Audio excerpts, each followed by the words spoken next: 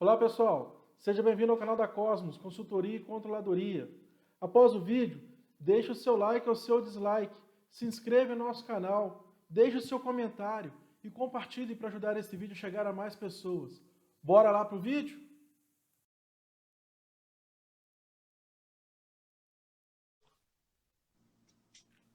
A Cosmos é uma empresa de consultoria e controladoria sediada na cidade de Juiz de Fora, Minas Gerais, e busca atender os segmentos de indústria, comércio e serviço, no que tange a questão de controladoria, planejamento estratégico, gestão de custo, auditoria condominial. E na live desta noite, com o convidado Dr. Fabiano, nós vamos estar falando sobre resultado e, dentro da temática de resultado, a importância da precificação.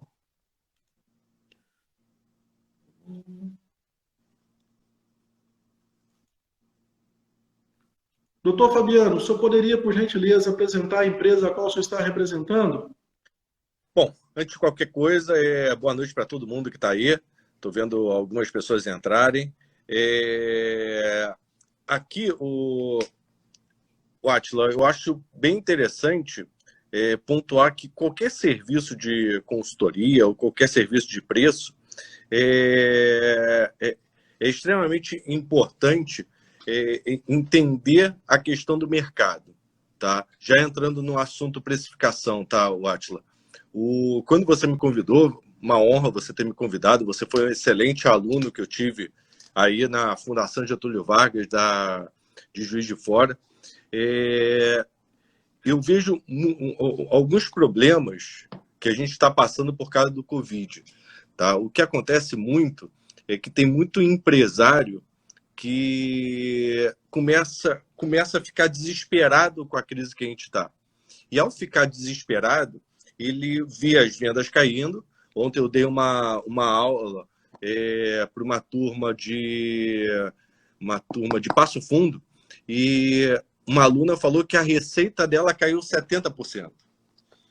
Pô, Átila, imagina você... E olha que teve gente que caiu 100%, teve gente que caiu 80%. Né? E aí, quando você tem uma queda expressiva dessa, você começa a ver exatamente o empresário ficar desesperado. E a primeira coisa que impacta quando ele está desesperado é exatamente o preço. Né? O nosso lockdown ele começou em março, né? E eu moro agora em Porto Alegre. Não sei se você sabe que eu estou morando em Porto Alegre. E aí eu fui meus sogros moram em Gramado, e logo depois do início do lockdown, ia ter a Páscoa. E Gramado é conhecida por uma cidade de chocolate, né? Uma cidade turística, que é bastante forte de chocolate. E eu cheguei numa loja, e ao entrar na loja, a menina, assim, da atendente, a gente está com a loja toda com 40% de desconto. Repara, será que está certo ou será que está errado dar 40% de desconto logo assim de cara? Repara, é óbvio que existe um desespero por parte do empresário de falar o seguinte, cara, eu tenho que vender. Né? Eu estou com estoque altíssimo, né? A procura está baixa e eu tenho que tentar vender de alguma maneira. Só que nesse desespero faz com que muitas vezes você afete o teu valor de tal maneira que quando a crise terminar, e vamos torcer para que termine o quanto antes, será que eu vou recuperar o meu valor agregado no pós-crise? Né? Então, é um assunto extremamente pertinente. Muito bom. Foi bom você ter dado o briefing, professor, que agora sim a gente vai começar a nossa live. Hoje eu estou falando com PhD em Business Administration pela Florida Christian University. Ele é coordenador dos seguintes cursos: MBA da Fundação Getúlio Vargas, MBA em Finanças, Auditoria e Controladoria, MBA em Mercado de Capitais, MBA em Setor Elétrico, e MBA em Empreendedorismo e MBA em Banking. E tem mestrado em Contabilidade Gerencial pela Universidade do Estado do Rio de Janeiro, é palestrante e consultor de empresas das áreas de Pricing, gestão de resultado, gestão de custos e valuation. Autor do livro Formação Estratégica de Precificação, da editora Atlas, e Gestão de Custos, da editora da FGV. Criador do modelo tridimensional de formação de preços. Nosso querido amigo, doutor Fabiano Simões Coelho. Doutor, tem mais um aluno aqui na sala, aqui assistindo a nossa live. O Eliandro está pedindo aqui para dar um abraço para o senhor aqui, para todos que estão acompanhando. Bom, professor. E, doutor, tudo bem? Tudo bom, graças a Deus. Perfeito. Vamos dar sequência aqui, então. Bom, quando você fala assim, será que o preço está certo ou não está certo? Para todos que estão nos assistindo, o Fabiano Simões, ele é um dos sócios, cofundador da SMI. A empresa dele ela é voltada em consultoria e controladoria para grandes empresas. E nós estamos sempre aí com parceiros, né, do pessoal da FGV, dos professores e doutores, trocando experiências entre esse mundo da consultoria, né? O Fabiano já deu aqui o briefing aqui sobre um case da questão de chocolate, né? E esse briefing estratégico, doutor Fabiano, nos faz pensar o seguinte: será que as pessoas sabem algumas definições específicas, né? Porque, por exemplo, vou passar a palavra para o senhor. Dá um briefing para a gente, rapidamente, quais seriam as definições que as pessoas poderiam fazer, porque muitas pessoas se confundem do que é gasto, o que é desembolso, o que é custo, despesa e investimento. Bom, antes disso, Átila, eu acho que o primeiro problema de preço, e quando você me convidou para eu falar rapidamente aqui de preço, você sabe que eu tenho um livro específico de formação de preço.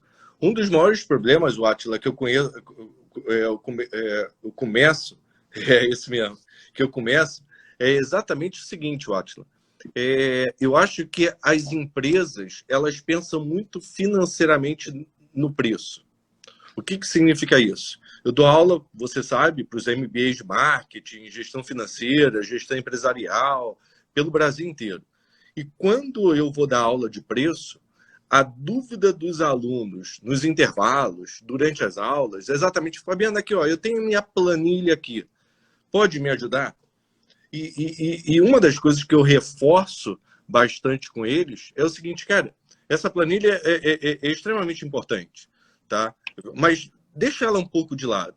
Vamos entender, antes de chegar na planilha, o que está por trás de preço. O que é a visão estratégica de preço, o que é a visão mercadológica de preço, o que é a visão de posicionamento. E aqui a gente tem que começar a pensar no preço muito mais do que uma questão financeira, Watson. É claro que a gente poderia passar um dia inteiro aqui falando dessas questões financeiras, né, que são importantes. A questão de custo, despesa, gasto, investimento. Só que antes da gente entrar nisso, a gente tem que pensar exatamente o que está por trás dele. Tá? Então, vamos dar alguns exemplos. Aí em Juiz de Fora, deve ter uma academia chamada Smart Fit.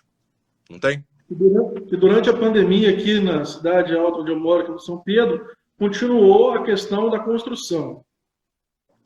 Não, mas tem uma academia aí em Juiz de Fora, tem no Brasil inteiro, chamada Smart Fit. Né? Sim. A Smart Fit tem um preço relativamente barato. E olha a coisa interessante.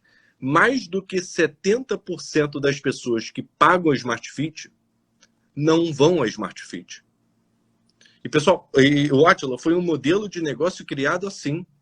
Foi um modelo de negócio, não foi algo criado, vamos fazer uma academia barata, e caramba, eles não estão pagando. Não. Foi um modelo de negócio criado. Vamos fazer uma academia barata, em que todo o processo de pagamento é via cartão de crédito ou cartão de débito, tá? E como a gente sabe que as pessoas não têm controle e procrastinam, ou seja, deixam para depois cancelar a academia, elas vão pagar e não vão vir. E vão continuar pagando. Ou seja, será que por trás dessa fórmula de preço é apenas uma fórmula numérica? Ou foi feita toda uma análise comportamental do meu cliente para eu chegar nesse modelo de negócio?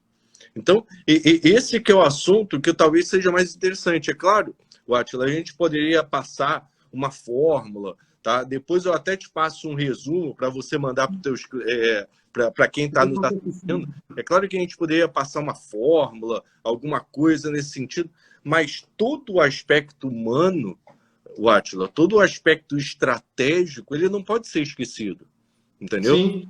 Então, o senhor está me dizendo, então, que possivelmente o que essas empresas estejam fazendo que vão ajudar elas nesse momento de pandemia, ou aquilo que elas não estão fazendo e pode estar atrapalhando ainda mais, essa é a questão do planejamento estratégico, de conhecer a questão do seu cliente, conhecer melhor quem é que adquire o seu produto, para que ele possa se colocar melhor o seu produto no mercado. Seria isso?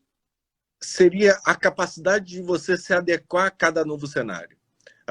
Muita gente trabalha a precificação pegando produtos isolados e precificando produtos isolados. Então, eu vendo Guaraná, eu vendo Coca-Cola, eu vendo amendoim, eu vendo bala.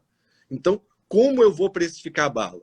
Como eu vou precificar o Guaraná? Como eu vou precificar a Coca-Cola? Repara que acaba sendo uma precificação individual dos produtos. E não existe uma sinergia de como eu tenho que precificar todos os produtos. Como assim? Um exemplo clássico que eu uso em sala de aula que você deve lembrar. Mas eu vou passar para o pessoal aqui. Eu estou vendo que tem vários conhecidos, ex-alunos aqui. Vamos imaginar, para quem está nos ouvindo, que você, no fim de semana, queira ir no cinema. Eu sei que em vários estados está lockdown, a gente está morrendo de saudade de ir para o cinema, mas vamos imaginar que você quer ir no cinema. Só que antes de ir no cinema, você resolve almoçar numa churrascaria. Obviamente, churrascaria, a gente come muito. E aí a gente vai para o cinema completamente sem fome.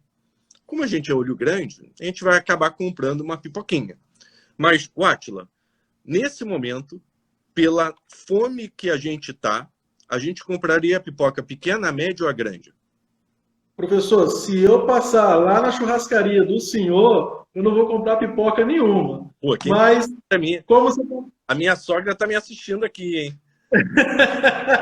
Mas Bom, a pipoca é pequena, né? Porque a gente está...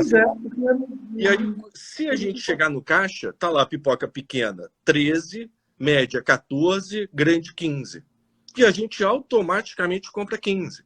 E aí, Átila, o que eu quero que a gente pense, que quem está nos assistindo pense, ao precificar a pipoca, será que eu usei uma fórmula de preço? Será que eu peguei a gramatura da pipoca pequena e multipliquei por um markup? Será que eu peguei o custo da pipoca média e apliquei um markup? Será que eu peguei a pipoca grande e apliquei um markup?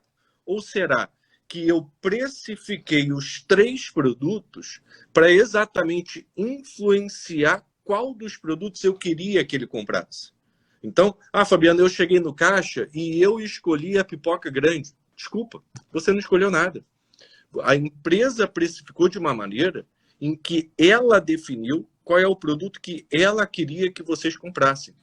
Então, induzindo o cliente à compra daquele produto que dá a melhor margem. Exatamente. Então, eu acho interessante, vamos pegar nessa pandemia, né? Muitas academias foram obrigadas a fechar. Nesse momento, o que você vai fazer em relação a preço? Fabiano, será que eu tenho que baixar o preço? Será que...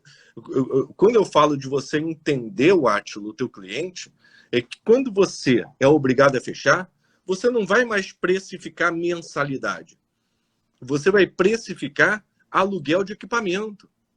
Por quê? Porque lockdown, você é obrigado a fechar a academia, a receita caiu para 0. Peraí, mas como é que eu posso usar a estrutura que eu tenho para obter mais receita? E aí eu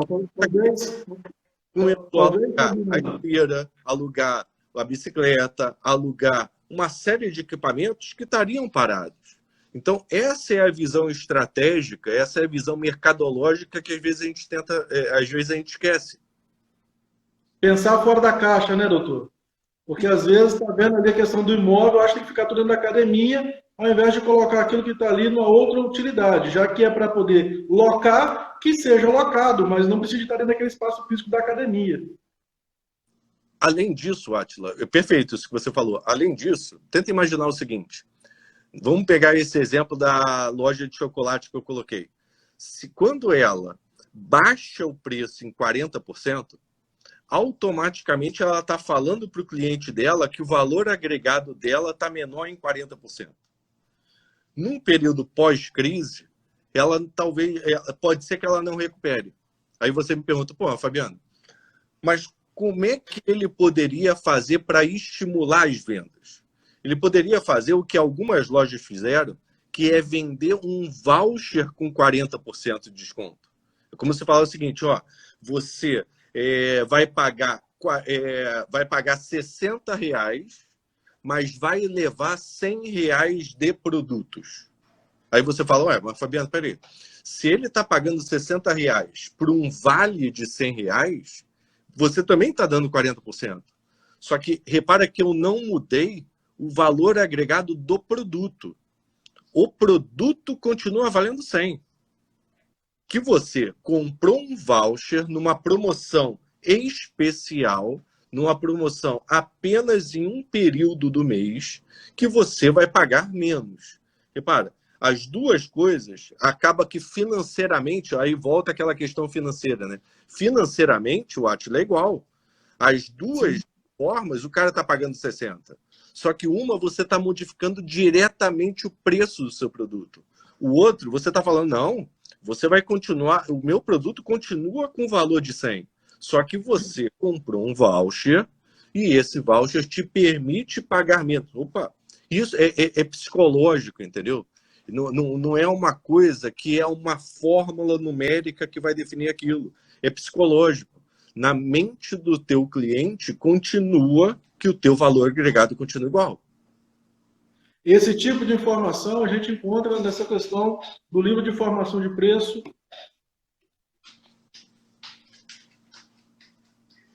Você tem esse tipo de informação aqui para a gente, Fabiano?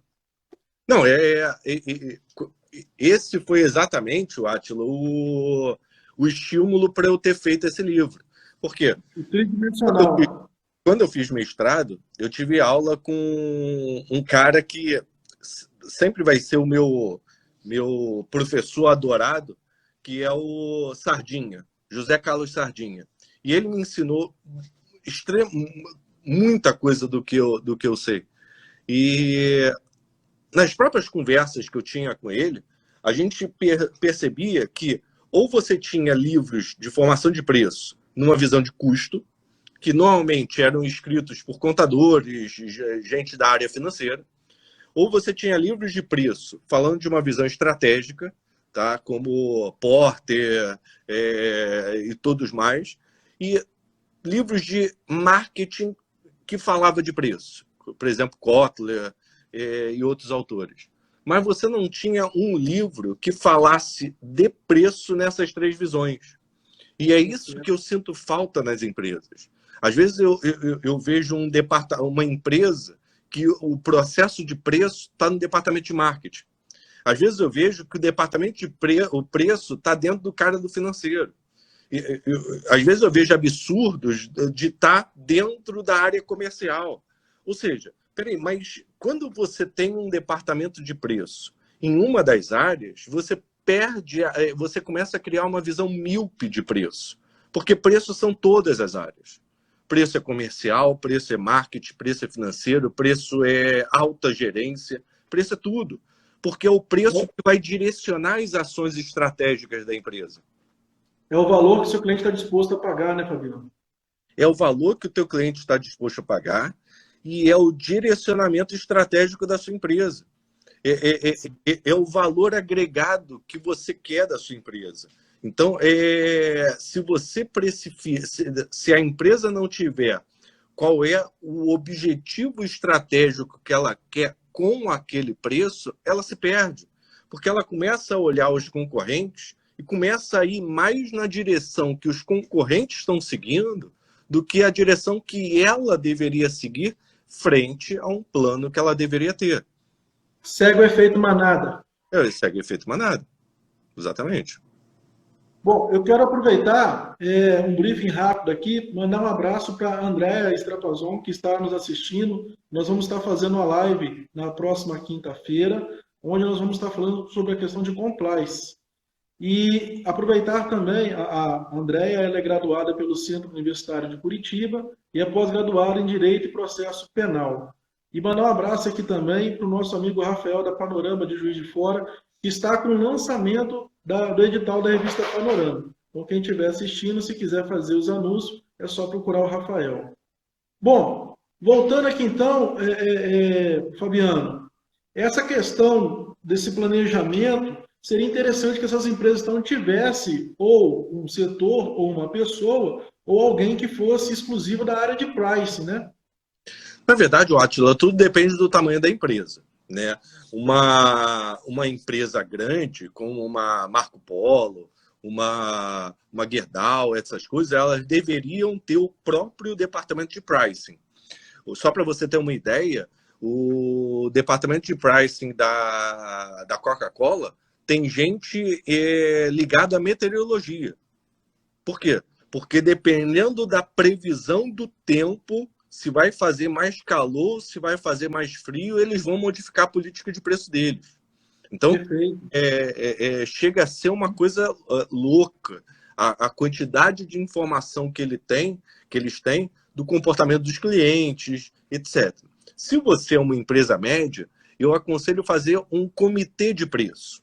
Por quê? Você não vai ter estrutura para você ter um departamento só de preço. Então, faz um comitê com os principais departamentos, seja tributário, comercial, marketing, financeiro e alta gerência, para discutirem qual tem que ser a precificação da empresa. E quando a gente fala numa empresa pequena, tá mais na mão do dono da empresa. E aí eu aconselho ele exatamente buscar ferramentas que ajudem ele a não ficar preso em uma só disciplina. Ele tem que ser multidisciplinar no aspecto preço. Tá? E aí, Átila, uma das coisas que eu bato muito em sala de aula, converso muito com os alunos, como empresário, ele é um cara sozinho. O que eu quero dizer, o empresário, principalmente de pequena empresa, ser um cara sozinho? Ele vive 24 horas a empresa dele. Então, ele sempre tem as dores se ele está tomando a decisão certa ou se está tomando a decisão errada. E com a internet, Átila, é possível você conversar com vários empresários de várias cidades diferentes para vocês terem um direcionamento. O que significa isso? Fabiano, eu tenho uma pet shop em Juiz de Fora. Tá? Pô, vai para Belo Horizonte, vai para o Rio, vai para Salvador, vai para Vitória, conversa com outras pet shops de um posicionamento parecido com o seu.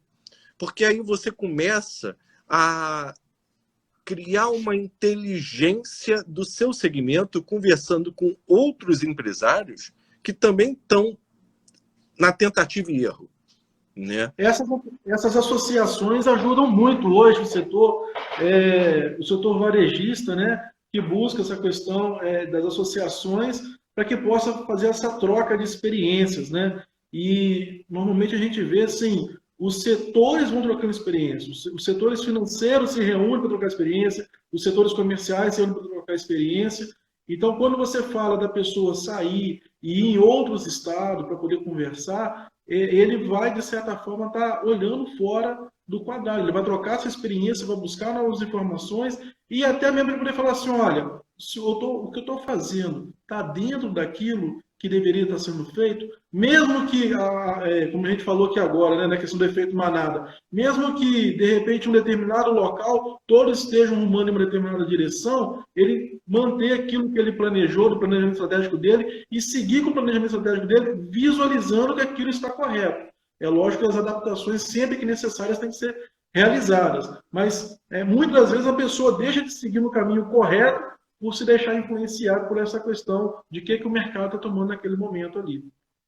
Até porque o pequeno empresário ele está tão abarrotado de trabalho, né? Porque ele tem que jogar em todas os locais do jogo, né? Ele bate corne e cabeceia, que ele acaba, ele fica tão na operação que ele começa a se afastar do estratégico.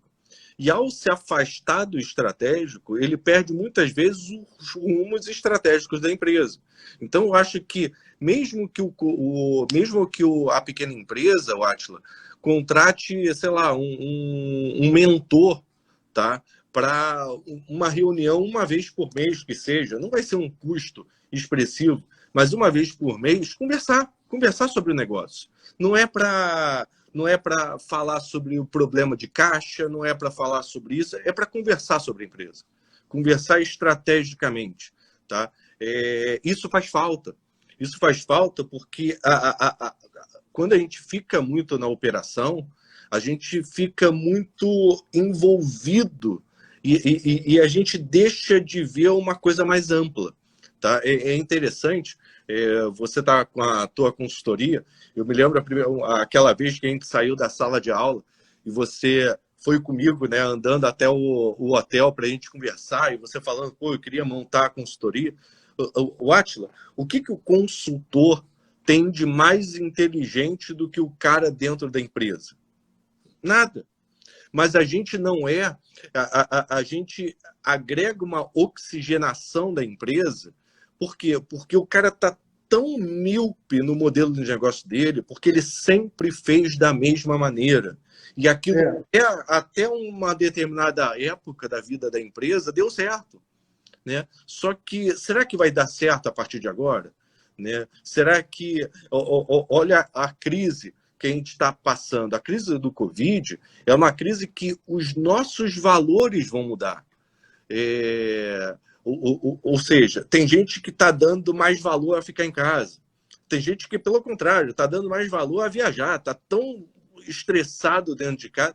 Peraí, mas se os nossos valores vão mudar, a nossa percepção de valor como um todo vai mudar. Então, eu tenho que estar antenado. Peraí, qual provavelmente vai ser o comportamento do meu cliente a partir de agora? Será que as academias elas vão começar a ter que fazer um serviço meio blended? Ou seja, aquela academia tradicional e uma academia mais na rua? Não sei. Mas o empresário, pequeno, médio ou grande, ele tem que ter um tempo em que ele passe a pensar nisso. Ele fique pensando nisso, é pensar no modelo estratégico dele. A precificação vai ser consequência. Então, o problema é que as empresas elas colocam a precificação não como consequência, como base. O que é como base? Custo mais lucro é igual a preço. Então, e aí, toda a parte de percepção de valor e estratégia fica depois disso. Não. É o contrário, tá? Então, vamos expandir o nosso pensamento. Olha o que os próprios bancos, principalmente os grandes bancos, estão sendo ameaçados pelas fintechs. Por quê? O modelo de negócio deles sempre foi uma estrutura fixa muito grande. E aí toda a precificação dos bancos, tem que ser a partir de uma estrutura de custo fixa muito grande. Peraí, mas o que as fintechs estão exatamente aparecendo e vai mudar o conceito de precificação dos bancos?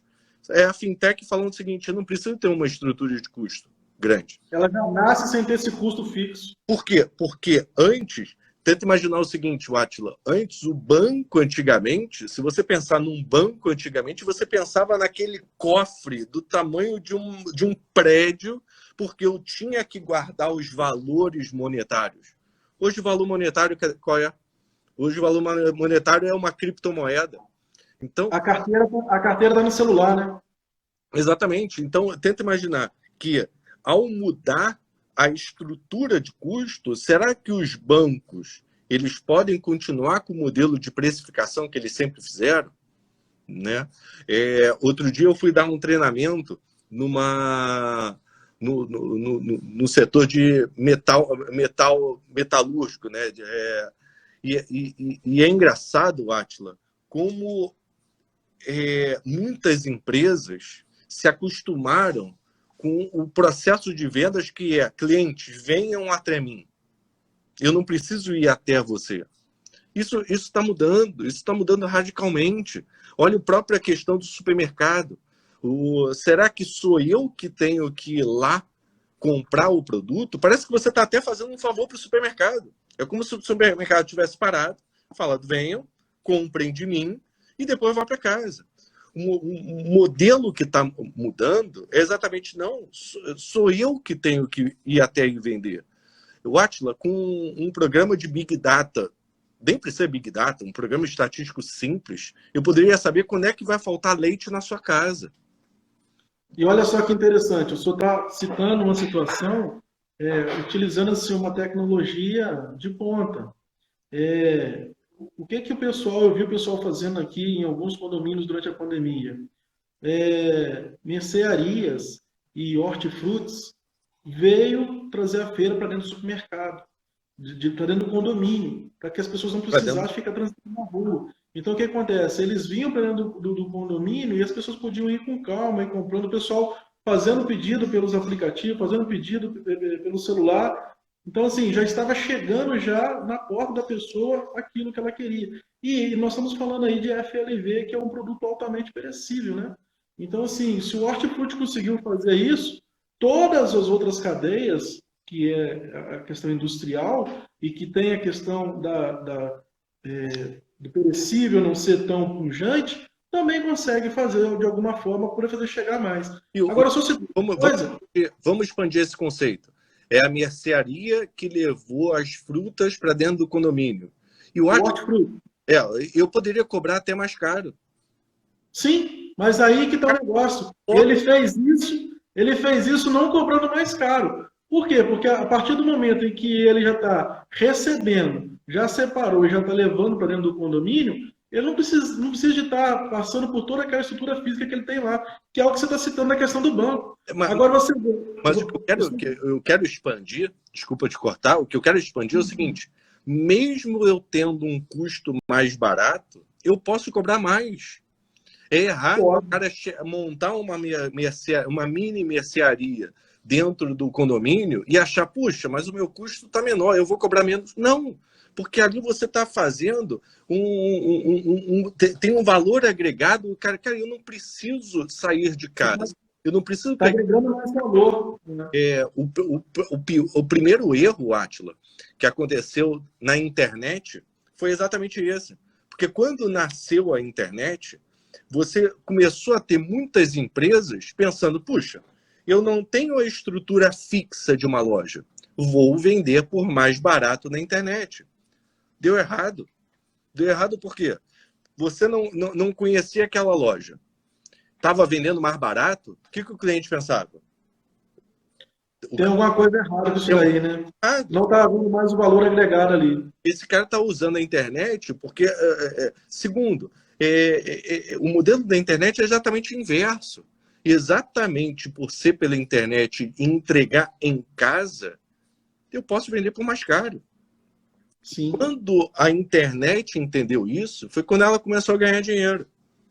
Então, mas aqui aconteceu foi exatamente o contrário, pessoal. Quando o senhor colocou muito bem a palavra, você pode cobrar mais caro, mas a partir do momento em que a pessoa ou manteve o preço ou até colocou isso mais em conta, ele fez com que as pessoas se desligassem daquele concorrente dele e passassem a comprar ali local. Então, assim, ele adquiriu uma clientela que estaria indo para outros lugares. Sim, sim.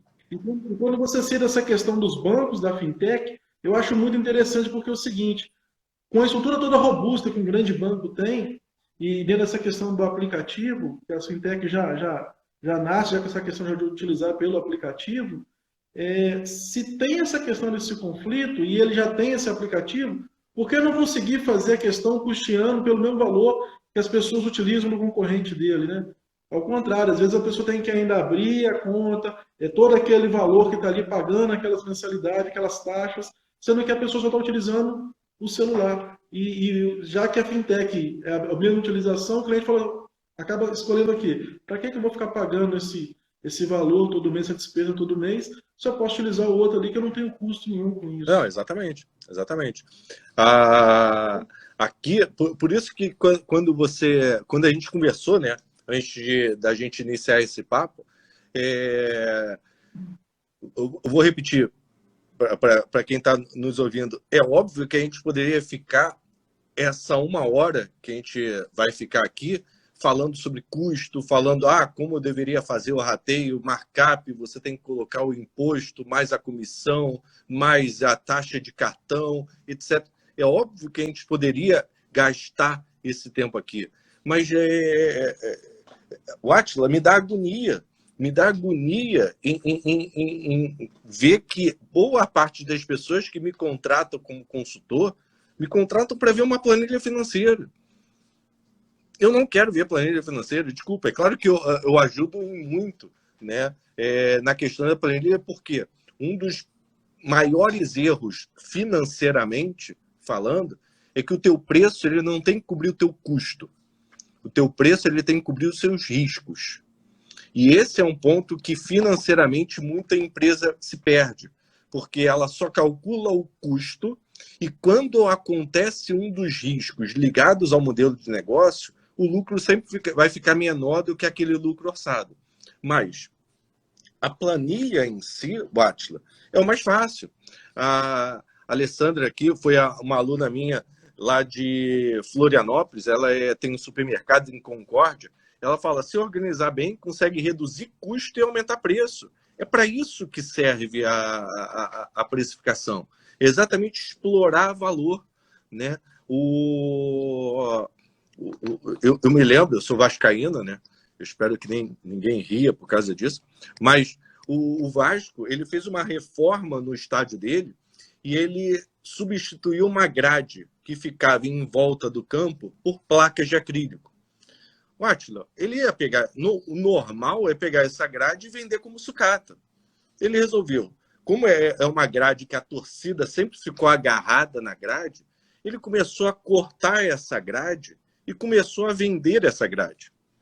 Eu paguei R$99 e sempre estava esgotado. A torcida inteira do Vasco comprou em peso. Parece bobo o exemplo, mas é a típica noção. Mas, Fabiano, é uma sobra essa grade. Tá bom, mas é uma sobra que para um Fabiano da vida que já ficou naquela grade, representa muito, né? O Grêmio, quando saiu do Olímpico, ele chegou a vender a grama do Olímpico. Pô, o Átila é uma grama. Não, Átila, não é uma grama. Para aquela galera que viu o Renato Gaúcho lá, viu vários jogadores de paixão, aquilo é muito mais do que uma grama. Eu fui no Rock in Rio em 2015. E o Rock in Rio estava comemorando 30 anos do primeiro Rock in Rio lá em 85, que foi... só preciso falar né, que foi o Queen, né? Eu posso falar o AC/DC, outros mais, mas só de ter ido o Queen e o Átila, eles estavam vendendo, eram 2 vidros, assim, e dentro desses 2 vidros, eles estavam vendendo a lama do primeiro Rock in Rio. Eu vou repetir, a lama do primeiro Rock in Rio, porque no primeiro Rock in Rio choveu, e aí todo mundo enlamaçado naquele show, etc. E estava vendendo por R$400, o Átila. E aí, muito engraçado que eles colocaram, se não me engano, 1.200 para vender. E aí, uma reportagem, uma semana depois do Rock in Rio, falou assim: fracassa a venda da lama do Rock in Rio. Só foram vendidos 600 unidades. E aí eu fiquei pensando, fracassa? Para mim, isso foi a melhor estratégia de vendas que possa existir. 600 vezes 400, a gente está falando de 24 mil. Né? Com lama. Agora, me diz uma coisa. Pega aí um papel. Vamos fazer o cálculo financeiro dessa lama até chegar a R$ 400. Dá para chegar? Dá para a gente fazer um cálculo financeiro? Não dá.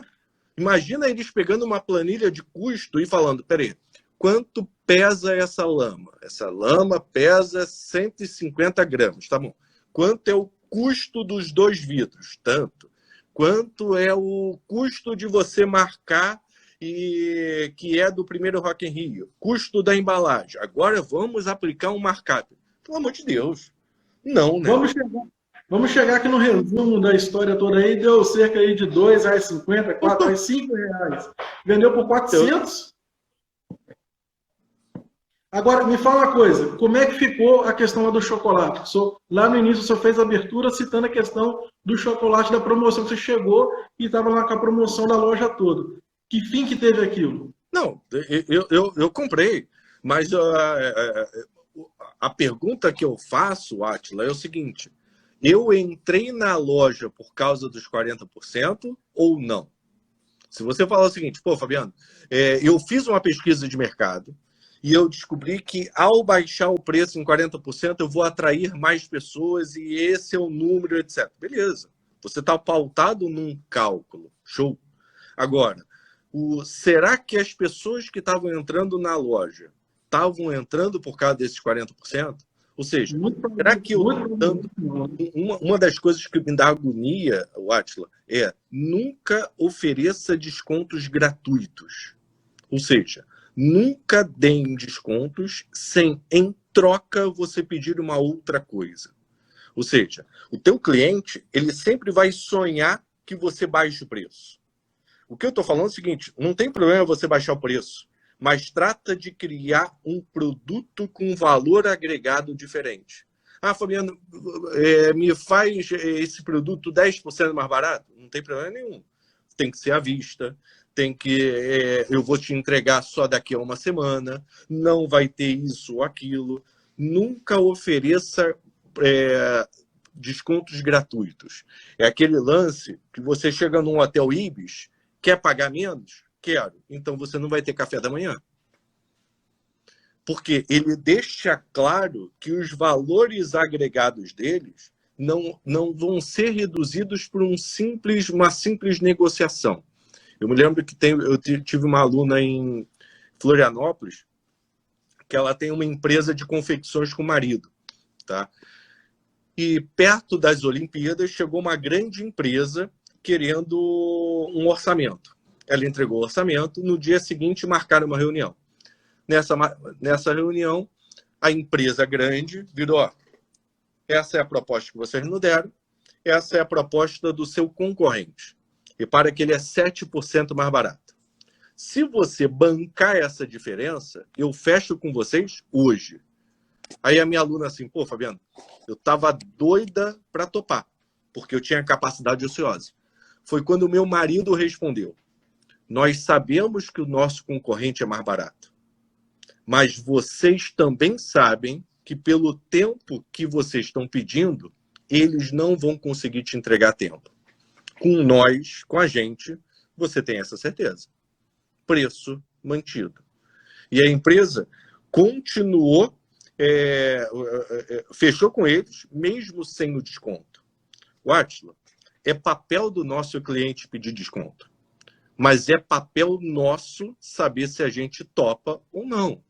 Mas a gente só vai conseguir não aceitar dar o desconto e continuar a venda se a gente tiver mapeado quais são os valores agregados que eu tenho e mostrar para o cliente. O cliente, ele não vai correr atrás. É você que tem que materializar os valores agregados que você tem. E esse talvez seja um ponto deficiente em muitas empresas. Tá? Quando se senta numa negociação, se senta só discutindo preço. Não se senta no seguinte, aqui, ó, mas eu vou te entregar isso. Você, com esse produto, você vai conseguir isso. É materializar. Acho interessante quando o senhor fala isso, porque normalmente quando eu tenho que falar algo similar, eu sempre uso o exemplo do vendedor de automóveis. Quando você vai comprar o carro, basicamente o vendedor materializa aquele sonho todo na cabeça do comprador, né? Ele fala tantos detalhes que agrega valor ao carro que às vezes tem coisa que a pessoa nem sabe o que é aquilo ali, mas pô, ele tem mais isso aqui, tem mais aquilo outro, né? E as pessoas estão passando aqui pela nossa live, pessoas, estão gostando. Nós tivemos aí cerca de 14, 16 pessoas que já transitaram por aqui já. E o pessoal só está mandando elogios aí para você. A Renata Mello Paiva também, que está aí nos acompanhando aí, também mandou um abraço para você aí. O Rafael da Panorama está conosco mais uma vez, da revista Panorama aqui de Juiz de Fora. Gostaria de aproveitar aqui também e lembrar, professor, que a União Brasileira de Gestão, através do seu presidente, do Ricardo Perrone, nos saúda aqui a questão dessa live, né? Então, assim, sempre nessas quinta-feiras, nas lives que nós estamos fazendo, eu sou um dos diretores aqui da União Brasileira de Gestão e o Ricardo Perrone está sendo representado nesse momento aqui conosco aqui. Você cita isso que está aí, me fez lembrar de um case muito interessante. São duas lojas no interior do Rio de Janeiro, confecção de moda íntima feminina. E o que aconteceu nessas duas empresas? Dado momento, na cidade, tinha praticamente as duas fábricas. E uma empresa sempre investia muito na questão de qualidade, né? E um dos empresários resolveu investir mais na questão de quantidade. Baixou o preço, quis fazer queimar. Você falou assim, olha, não baixa o preço à toa. E foi exatamente o contrário que ele fez. Baixou o preço na tentativa de fazer os clientes que estavam no concorrente virem todos para ele. E a estratégia dele, a princípio, até teria dado certo. Porque quando ele fez isso, a clientela começou a fugir, a outra empresa sabia da precificação, sabia da qualidade do seu produto, conhecia bem o seu cliente, e falou assim, deixa aí. Então os clientes começaram a migrar, né, da empresa A para a empresa B. Quando a empresa B começou a receber uma quantidade tão grande de demanda, de pedidos, o que a empresa B começou a fazer? Investiu em contratação de mão de obra, investiu em aquisição de equipamentos. Para fazer isso, não tinha sido feito anteriormente um planejamento financeiro, tomou empréstimo para poder fazer isso, então criou dívida, né? E criou despesa de juros alta. Os clientes migraram para aquela empresa B e automaticamente, quando a empresa B começou então toda essa operação, colocar isso em prática, aí a empresa A resolveu fazer a queima de estoque dela e criar promoção e lançando já a nova moda do próximo verão. Bom, o que aconteceu? Os clientes começaram a retornar para a empresa A, vista a questão da qualidade, vista a questão de lançamento, começaram a ver mais valor agregado do produto da empresa A e a empresa B acabou quebrando pela questão de dívida dela, de endividamento que se criou. Então, assim, a estratégia que a princípio pode parecer boa, pode não ser uma estratégia que vai levar a empresa à questão da perpetuidade dela, né? A questão da saúde financeira. Na verdade, eu nem me importo que você tenha uma estratégia de preço baixo, né? Se é a tua estratégia, ótimo. Só que eu sempre acredito no seguinte: primeiro, ao definir a sua estratégia, você vai definir toda a tua estrutura de custo para dar conta dessa estratégia. Ah, Fabiano, pô, eu quero vender por mais barato, não tem problema nenhum. Mas você tem que aumentar o teu volume de tal maneira que você não vai ganhar na margem, você vai ganhar no giro. Tá? Só que uma outra coisa que eu também penso é o seguinte: a partir do momento que você define que você vai vender por um preço mais barato, você vai ter que ter uma produtividade alta. Será que você tem capacidade de ter a mesma produtividade dos seus concorrentes? Tá? É a pergunta que se faz. Né? Então, se você tiver bala na agulha para isso, ótimo. E saiba também uma coisa: se a tua estratégia é ter preço baixo, não existe fidelidade. Basta aparecer alguém com um preço mais barato que vai tomar tudo que você tem. Então, você tem que investir, além de uma produtividade absurda, em constante inovação, não inovação para se diferenciar, o teu posicionamento de preço baixo, mas inovação para sempre estar aumentando a tua produtividade de maneira diferente. Né? Então, é um tipo de inovação diferente. A inovação ou é para aumentar a receita ou é para reduzir custo. Né? Então, são as formas que a empresa tem que trabalhar. Fabiano, o Rogério Pasqualino é um consultor aqui da cidade, está sempre aqui conosco também, aqui nas lives, né? E é uma pessoa que tem uma expertise muito grande na questão de franquias. Inclusive, vai estar fazendo mais para frente uma live com a gente aí sobre franquias. E sobre essa situação de franquia, eu sei que você tem uma vasta experiência sobre isso. Cita para a gente um case sobre a questão de franquias com shopping. O que você já viu nessa questão de precificação, coisas que deram estratégia positiva, um case de sucesso, ou um case de fracasso na questão de precificação em shopping? Na verdade, o Átila, o problema da precificação de shopping é a tentação que você tem. O que quer dizer a tentação que você tem? Tenta imaginar o seguinte: você está vendo todos os concorrentes. E quando você está vendo todos os concorrentes, se você não tiver um background de uma estratégia bem definida, você entra no desespero. Então, por exemplo, tem muitos tipos de franquia que o franqueado nem deixa você precificar. Então, por exemplo, eu já tive um espoleto quando eu morei em Vitória, e quando eu abri o espoleto, ele me deu como era o único espoleto do bairro, na verdade, do bairro, ele me deu a possibilidade de escolher uma das 5 categorias de preço que eu iria usar no meu espoleto. Tá? Já começa por aí. Se já tivesse um outro espoleto no bairro, eu teria que usar a mesma categoria de preço desse outro espoleto. Por quê? Porque não pode ter concorrência entre eles. Imagina você ter 2 McDonald's, um perto do outro, e um começar a baixar o preço. Não pode. Eu não vou fazer com que um concorra com o outro. Tá? Então, um franqueado bem estruturado, ele não vai deixar na mão um franqueador bem estruturado, ele não vai deixar na mão do franqueado a política de preço dele. Por quê? Como o franqueado está comprando o direito de vender uma marca, essa marca tem que ter feito o dever de casa e ter feito qual é o posicionamento estratégico dela, qual é o plano mercadológico dela. Tá? Então, no meu espoleto, eu não tinha como mudar o preço. Tá? O que é ótimo, Átila, porque ter um restaurante numa praça de alimentação é simplesmente desesperador. O que significa desesperador? Tenta imaginar, você abre o teu restaurante, a equipe chega umas 8h30 lá, e você abre o teu restaurante às 11h30. Ninguém. Meio-dia, ninguém. Aí você vê uma fila enorme do McDonald's. Aí você olha aquele outro restaurante que você sabe que está com problema financeiro e ele começa a baixar o preço.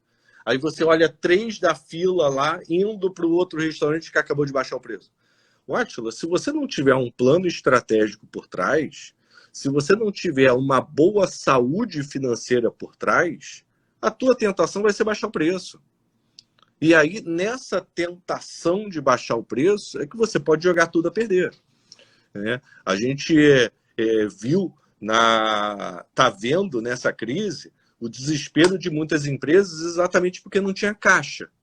E aí ela modifica o preço para tentar melhorar a saúde financeira dela. Peraí, mas teoricamente são 2 coisas totalmente diferentes. A tua política de caixa não tem nada a ver com a tua política de preço. Por quê? De novo, a tua política de preço não deveria depender de questões unicamente financeiras, e sim de qual é o teu plano estratégico e tua percepção mercadológica. Então, um exemplo, de repente, melhor para o pessoal entender. Vamos imaginar, quanto mais perto um voo está perto de acontecer, a passagem tende a ficar mais cara ou mais barata?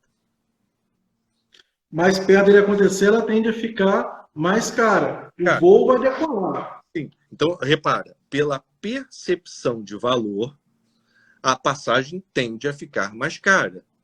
Mas vamos imaginar que o voo está vazio. qual é a tentação que o empresário tem? Para lotar esse avião. Repara, Átila, são dois comportamentos completamente distintos por visões completamente distintas. Na visão da percepção de valor, aumenta o preço. Na visão interna de uma má gestão da capacidade disponível, baixa para lotar o voo. E é isso que o empresário tem que ficar preocupado, entendeu? É isso que ele tem que estar antenado.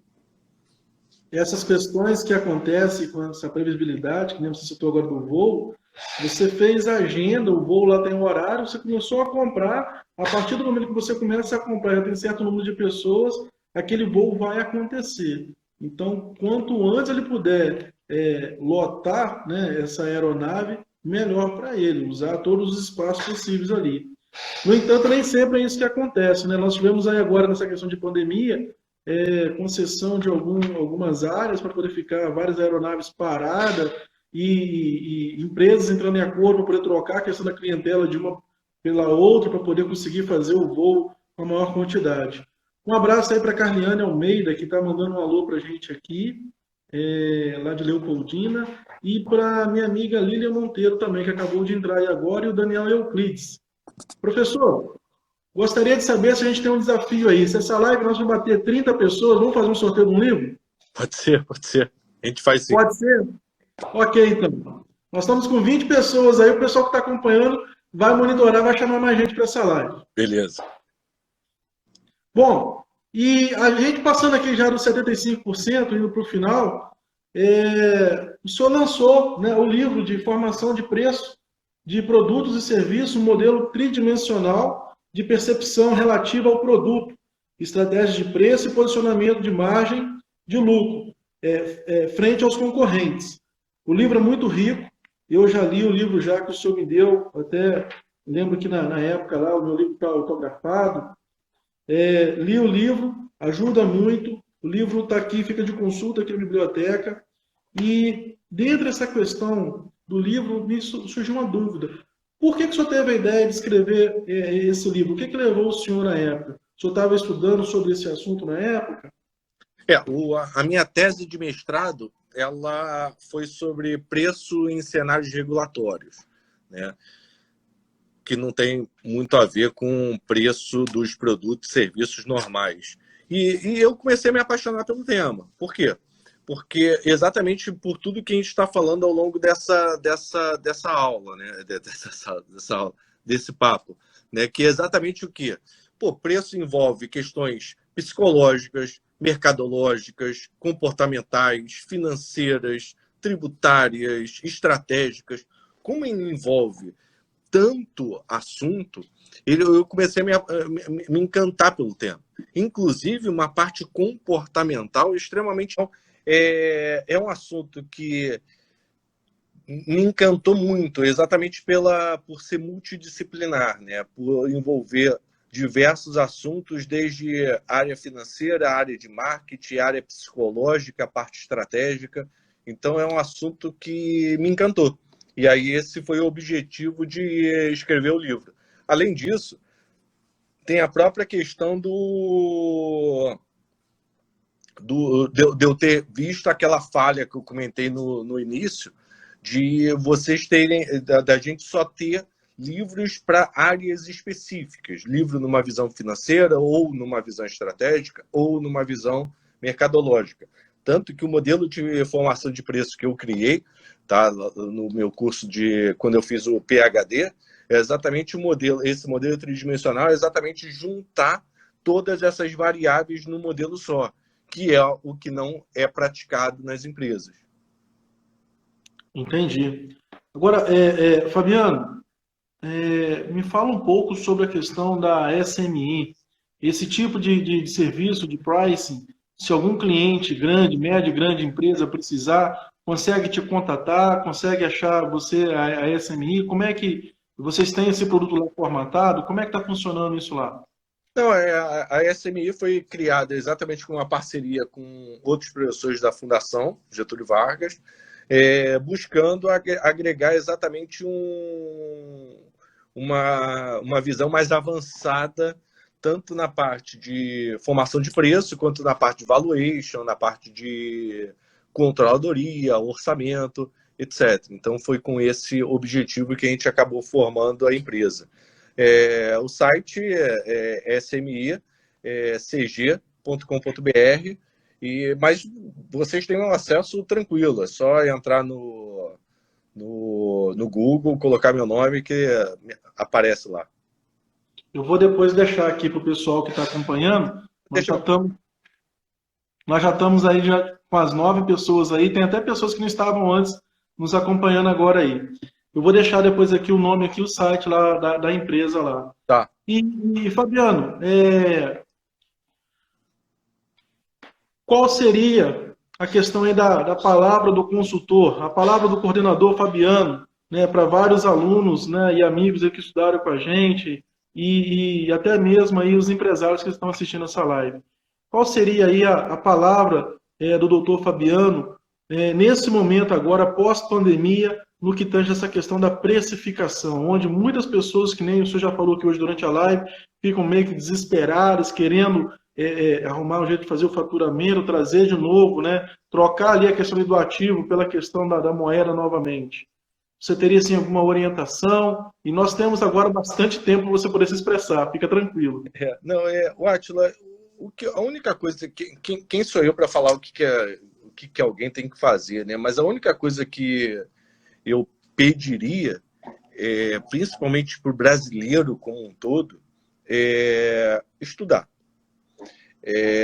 Eu me lembro que uma vez eu fui dar uma palestra que eu comentei que eu tenho uma planilha que eu calculo exatamente quanto eu gasto por dia, né? E aí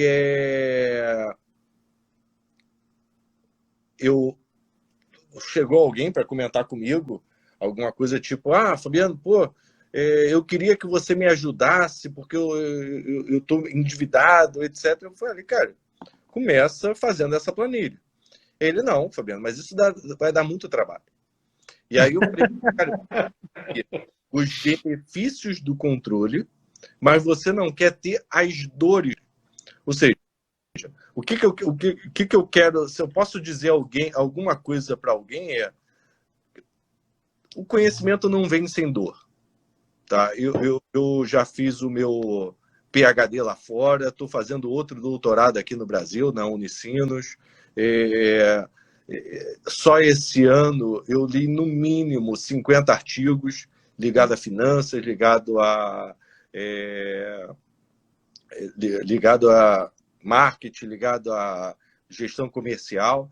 Desses 50, no mínimo 40 foi em inglês, de revista A1, B1, A1, A2. Ou seja, o que eu quero dizer, o Átila? O conhecimento ele não vem sem dor.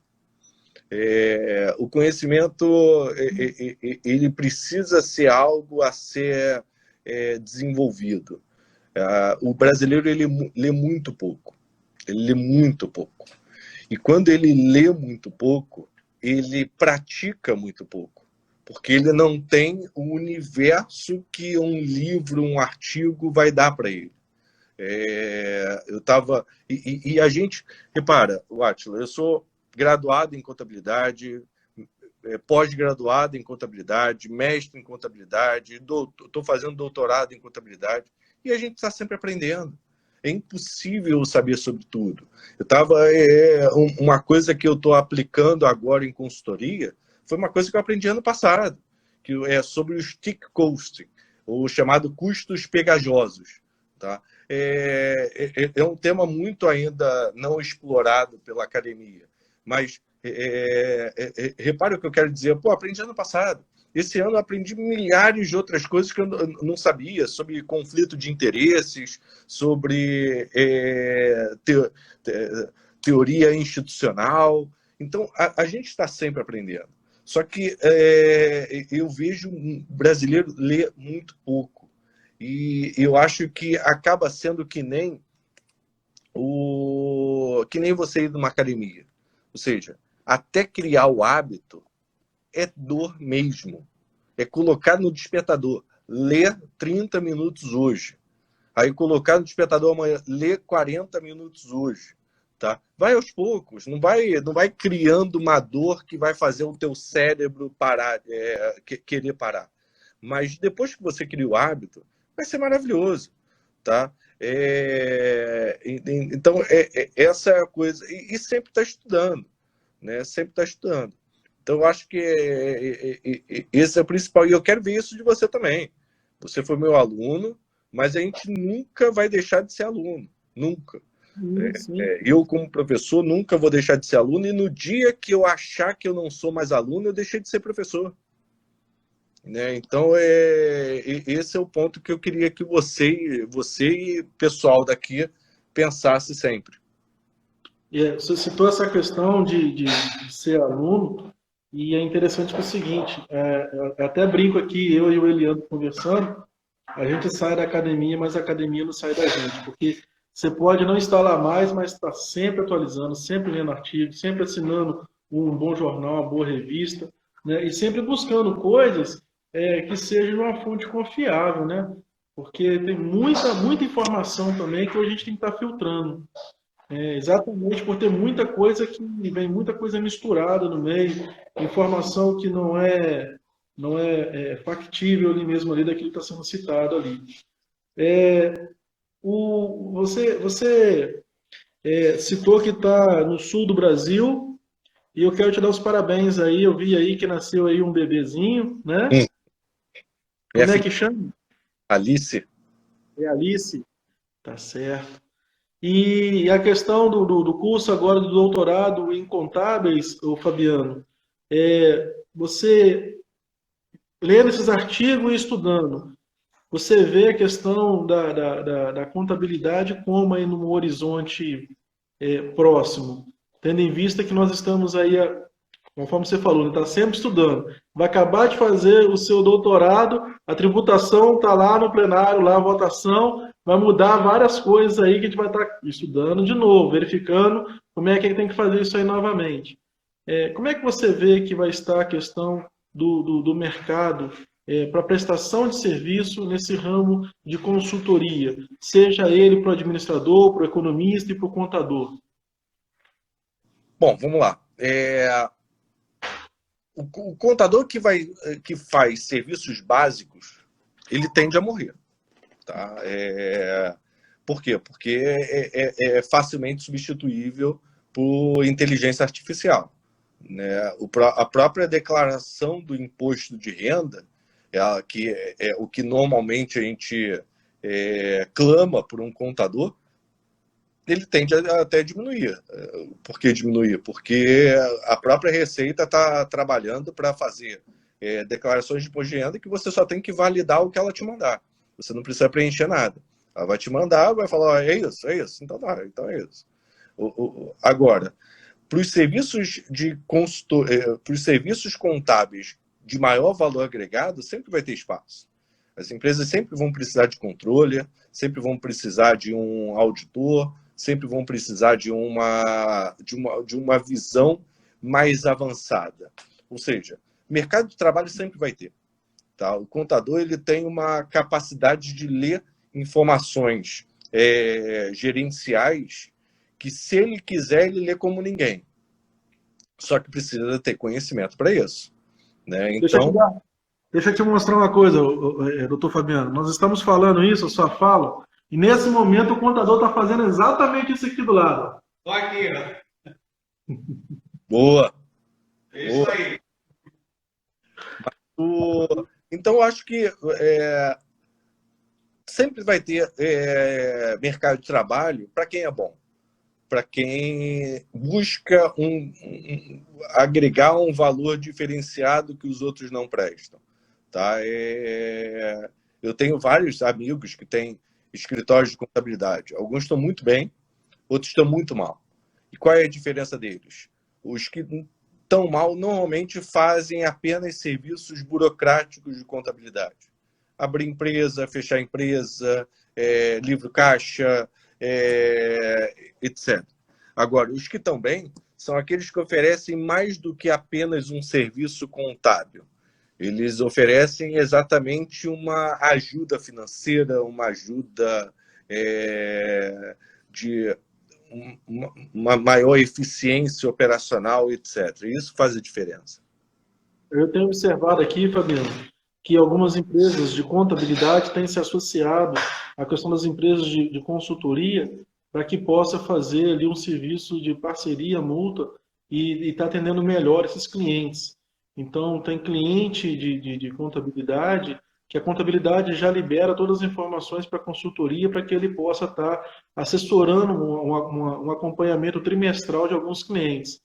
Aqui mesmo aqui a gente já tem já alguns clientes que já estão por intermédio aqui de alguns parceiros contadores, a gente já está recebendo as informações e fazendo as análises. Então, trimestralmente, alguns clientes ou mensalmente, nós estamos acompanhando, fazendo as reuniões de resultado, apresentando como é que está a saúde econômica e financeira da empresa e assessorando essa questão do planejamento estratégico, da controladoria da empresa no dia a dia, montando seus indicadores e colocando aí esse Brasil nosso para poder andar novamente, né? Beleza.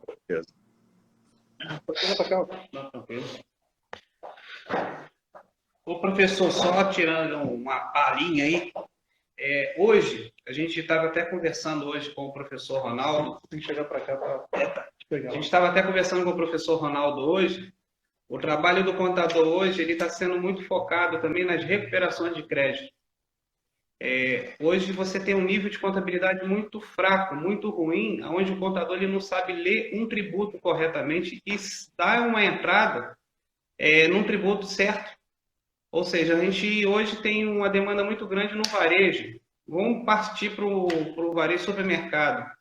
O que tem de empresa hoje, de supermercado, no varejo, tendo aí o seu cadastro de produto totalmente errado. Os empresários pagando os impostos de uma forma absurda. E aí, se você tem hoje um contador com conhecimento que faça uma gestão tributária e também que tenha um conhecimento que venha a ser mínimo na gestão financeira, esses profissionais hoje eles estão recuperando essas empresas sem fazer esforço, somente com a questão da leitura e do conhecimento, né? Então, realmente, o profissional de contabilidade hoje ele está acabando aquele famoso pastinha, que faz só o DAFista, que faz só o que tem que ser feito, mas no momento em que precisa de ter uma análise mais profunda na questão tributária e nos resultados, procura esses profissionais ao nível nacional, porque você não acha.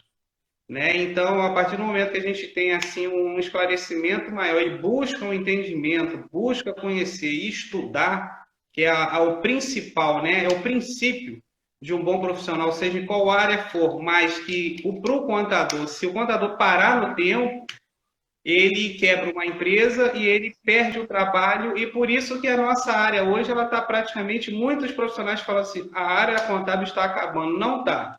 Ela está crescendo, mas ela está crescendo de uma forma um pouco desacelerada, porque tem muitos profissionais de má qualidade.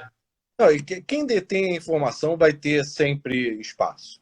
E o contador tem a informação. O problema é que ele perde muito espaço, por exemplo, para engenheiro, para administrador, etc., exatamente porque ele fica no beabá, enquanto o engenheiro ele domina mais questões numéricas e ele acaba criando uma melhor maneira de controlar os gastos, etc.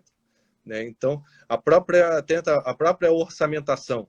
Se você fizer o orçamento apenas usando uma ferramenta básica financeira, você vai implantar o orçamento de maneira errada. Agora, se você entende de uma parte de economia e entende de, por exemplo, ciclos econômicos, você vai perceber, por exemplo, que nenhuma empresa deveria ter sido pega de surpresa com o Covid. Aí você fala, pô, Fabiano, como assim? Se você entende ciclos econômicos, você percebe que o que a gente está tendo hoje em dia nada mais é do que o que aconteceu na crise de 29, ou do que aconteceu no... É claro que não estou desmerecendo, só no Brasil a gente teve, infelizmente, mais de 100 mil mortos. Eu estou falando economicamente. Tá? Keynes, em 1936, já falava que caixa, um dos objetivos de caixa é precaução. Precaução contra o quê? contra possível, a precaução é exatamente contra possíveis coisas que podem acontecer negativamente. E a gente entrou num cenário em que uma pequena empresa ela tinha caixa para 1 mês sem receita e média empresa tinha caixa para 3 meses de receita, né? Isso é muito pouco. Isso é muito pouco. É perceber que o próprio gestor aqui no Brasil, ele depende da sorte. Se o mercado crescer, beleza, eu tenho dinheiro. Mas se o mercado cair, eu vou me ferrar. Não pode. Não pode. Então, o contador, ele tem capacidade de ver isso. Só que ele tem que entender que contabilidade não é apenas débito e crédito. É uma série de outras coisas que ele tem que tomar cuidado. Pode falar da associação. O contador hoje, quando você vai em alguma reunião do conselho, ou então assim de algum grupo de contabilidade, você começa a falar sobre contabilidade avançada, eles praticamente esquivam a conversa e o ensaio. Agora, quando você fala o que se fala dentro de uma fila que está dentro da Receita Federal para resolver um problema burocrático, eles são os primeiros a falar e a ensinar até o que os próprios analistas da Receita Federal não sabem. Por quê? Porque eles hoje buscam muito questões burocráticas. Agora, a questão da contabilidade, o papel da contabilidade hoje em uma recuperação de empresa, uma empresa às vezes que está aí praticamente perdendo o fôlego financeiro, muito contador chega lá e não sabe o que falar, né? Então, assim, hoje as estratégias que o contador que busca ter uma visão ampla, hoje o contador ele é um auditor dentro de uma empresa, ele é um controle, ele é um gestor tributário, ele é tudo. Mas, às vezes, falta também a maldade numa tomada de decisão para enxergar de uma forma técnica os resultados junto com a diretoria. Eu falo isso de um serviço, de um trabalho que eu tenho junto a uma rede de supermercado no Rio de Janeiro, uma rede grande, acho que o senhor conhece, a rede Supermarket, em que alguns associados da rede estavam praticamente contando em média de 3 a 4, 5 meses que eles iriam quebrar. Aí eu e uma equipe, nós fizemos um trabalho de uma revisão tributária no estoque, onde nós vimos que eles tinham milhões e milhões de créditos a receber. Mas isso é um trabalho de formiguinha, isso é um trabalho muito técnico, onde eles estavam contratando, até não querendo desmerecer os profissionais da área de direito, alguns advogados, entre aspas, que se diziam ser tributaristas e estavam, né, até em uma situação meio delicado em algumas decisões, mas tinha muitos profissionais bons também, entendeu? Então, assim, eu entendo que hoje nosso papel, ele é um papel de avanço na economia, mas realmente falta muito contador no que se diz respeito a conhecimento técnico. Sem dúvida, sem dúvida. Bom, e aí, em cima disso, Fabiano, assim como o senhor juntamente com seus associados aí encontrou a parceria na SMI, aqui também, por intermédio de estar estudando aí na Fundação Getúlio Vargas, a gente acabou aí conhecendo aí o Eliano, e pós a questão da faculdade, ele já tem a empresa dele, eu fui montar a minha consultoria e trabalho em parceria. E essa parceria, esse ganha-ganha, vem trazendo cada vez mais bons frutos para a gente. Legal. Exatamente legal. Por essa questão de ter um administrador, né, com a questão de conhecimento em varejo e um contador com questão também de conhecimento em varejo. Então, muitas redes varejistas, aqui na nossa região da Zona da Mata, a gente pode citar que tem aqui 12, 24 lojas, a última rede que a gente fez o contato. Então, assim, são redes que vêm nos procurando exatamente por essa questão dessa expertise, né, de montar esse trabalho, de enxergar a contabilidade com o olhar do gestor. E aí a gente poder fazer esse parecer, poder fazer essa mentoria de uma forma mais abrangente, com a visão sistêmica da coisa, não com aquela visão específica só em cima do número. O número por si somente ele é muito frio. E a gente precisa entender o mercado, o cenário como um todo, para poder orientar esse gestor da melhor forma possível. Essas assessorias que a gente está fazendo está dando certo, nós temos ganhado aí, de certa forma, em mercado, e mercados até que a gente não esperava nesse primeiro momento. Então, assim, é uma receita, né? Quando você falou assim, eu também quero te ouvir. Então, é uma receita que nós fizemos e que está trazendo bons frutos para a gente aí. E que, com certeza, outros alunos da GV, dessa área do GFCA, que também aí vão estar assistindo ou vendo esse vídeo posteriormente no canal do YouTube, podem estar praticando aí, porque é um tipo de parceria mútua que só traz benefício. Quando você se associa com pessoas idôneas, com pessoas sérias, com pessoas que gostam daquilo que faz, né, para fazer um bom trabalho. Sem dúvida. Nós passamos aí de ontem para hoje fazendo atendimento aqui. Antes de começar a live hoje, estamos fazendo atendimento a cliente por videoconferência aqui pelo canal do Zoom. Então, eu te fiz a pergunta, né? Qual seria a palavra que fica aí para o consultor? E é isso que eu tenho para poder falar. Fabiano, nós não chegamos a 30 pessoas para fazer o sorteio do livro. Então, o pessoal que está nos acompanhando aí não fez as indicativas. O pessoal tá meio frio aí, Fabiano. Não, acontece. É o horário, cara. É o horário. Bom, já está entrando mais gente lá. Fabiano, eu quero te agradecer mais uma vez. A live de hoje a gente fez com o doutor Fabiano, que já está fazendo, é PhD, está fazendo mais um PhD. Doutorado ou PhD aqui no Brasil agora? É porque aqui no Brasil o conceito é de doutorado. Lá nos Estados Unidos, como tem várias disciplinas ligadas à filosofia, eles chamam de PhD porque é filósofo doctor. Então, os dois têm o mesmo nível, vamos dizer assim, para o MEC. Mas é por esse caráter de filosofia que acaba tendo esse nome PhD. Aqui seria doutorado. Perfeito. Tem um trabalho também de pesquisa de campo sendo realizado, só que gostaria de falar sobre ele. Qual pesquisa? Da minha tese? De precificação. Se está tendo alguma consultoria, é isso? Não. Às vezes eu só gostaria de estar falando sobre esse trabalho, que às vezes as pessoas que estão aqui podem estar te enviando e-mail para estar respondendo aí a pesquisa. Não. Agora eu não estou fazendo nenhuma pesquisa, não. E a minha tese de doutorado vai ser um experimento que eu vou fazer em sala de aula. Então não vai demandar pesquisa, não. Perfeito. Compartilha depois com a gente, então, Pode deixar. os seus amigos aí, tá bom? E, pessoal, Bom, para quem está assistindo aí, foi um prazer, o Átila estar aí com vocês. Como eu falei, não pensem em preço apenas como uma questão financeira. Da mesma forma que a gente não pode pensar, como a Alessandra colocou, em apenas comprar e vender.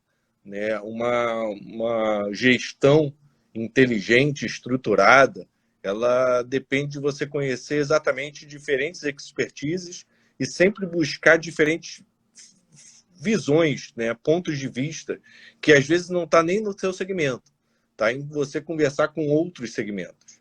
Então, não entrem numa zona de conforto, porque o mundo atual não está perdoando zonas de conforto.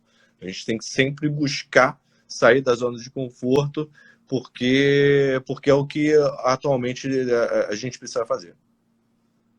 Bom, estou compartilhando aqui, aqui embaixo aqui para a gente aqui que está acompanhando o seu Instagram, para quem não tiver ainda aí te seguindo aí, te seguir, e o site também da empresa de consultoria, juntamente aí com o seu e-mail. Beleza. Então, se alguém quiser estar tirando aí alguma dúvida, estou postando aqui também o site lá da empresa.